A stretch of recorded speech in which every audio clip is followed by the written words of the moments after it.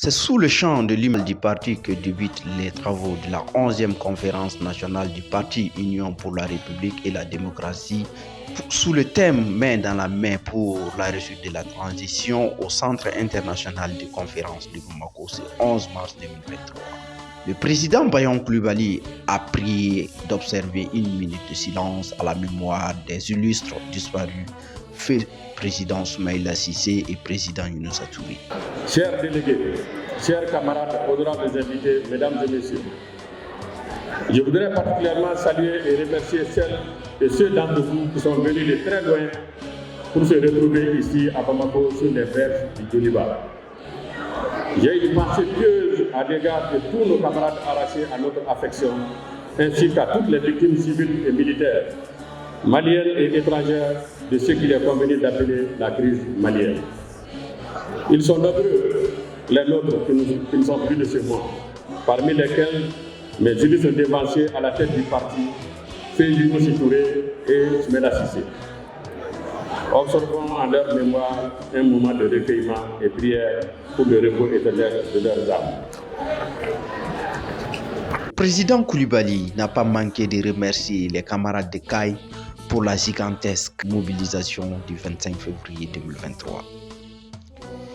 2 semaines après le succès retentissant de la conférence régionale de CAI, qui a fini par convaincre ceux qui étaient encore dubitatifs sur la pertinence et la générosité de notre offre politique, nous revoici encore et ensemble, réunis, plus enthousiastes et plus énergiques, exaltés et dévoués à notre parti et au-delà de notre pays. Camarades militantes et sympathisants de l'URD de CAI, par votre mobilisation gigantesque le 25 février 2023, vous avez indiqué la voie à suivre et galvaniser la fibre militante de chacun d'entre nous. Merci et bravo à vous. Il a profité de l'occasion qui lui est offerte pour donner le contexte de la 11e conférence nationale. Samedi 11 mars s'ouvre la 11e conférence nationale statutaire de l'URD, qui est en fait celle de 2022 que nous organisons en 2023. Cette conférence placée sous le signe de l'ouverture et de la confiance retrouvée revêt un caractère particulier car elle intervient à un moment charnière de la vie de notre nation et de notre parti. En effet, notre pays vit une transition politique depuis 2020 et qui devrait connaître son épilogue en 2024 après l'élection présidentielle. Cette transition refondatrice dont l'URD est partie prenante parce que représentée dans ses organes, le gouvernement de transition et le Conseil national de transition CNT ont ouvert des chantiers importants relatifs au renforcement du leadership national sur les affaires publiques, à l'appropriation et au renforcement des capacités opérationnelles de notre armée nationale, désormais creusée de l'unité nationale et outil privilégié de la décision politique. Conformément aux résolutions des assises nationales de refondation ANR, le gouvernement de transition s'est employé à doter notre pays d'une nouvelle constitution dont le projet est d'ores et déjà disponible. C'est le lieu de réaffirmer avec force l'adhésion totale du parti à ce processus d'élaboration de cette nouvelle constitution. M. Coulibaly appelle les militants du parti au patriotisme et à soutenir la transition. Chers délégués, chers camarades, honorables invités, mesdames et messieurs, il est évident que la réussite de ces paris reste tributaire de l'union sacrée de toutes les filles et de tous les fils du Mali dans un même élan patriotique et d'abnégation. Oui, chers amis, nous devons faire montre davantage d'engagement patriotique pour la réussite de cette transition. La réussite de cette transition sera d'abord la réussite du Mali. Son échec sera l'échec du Mali, de tous les Maliens. À Dieu le plaise. L'URD, pour sa part, est et restera disponible pour apporter ses contributions à cette réussite. C'est pourquoi elle a participé aux assises nationales de refondation ANR, aux rencontres du cadre de concertation entre le ministre de l'administration territoriale et des partis politiques et aux rencontres organisées par l'aide. Chers délégués, chers camarades, honorables invités, mesdames et messieurs, au cours de cette importante assise statutaire, notre parti, vous passerez en revue le rapport d'activité qui sera présenté par le secrétaire général du parti, analyserez les forces et les faiblesses du parti, examinerait l'environnement politique national du pays et donnerait sans doute des orientations nouvelles au bureau exécutif national.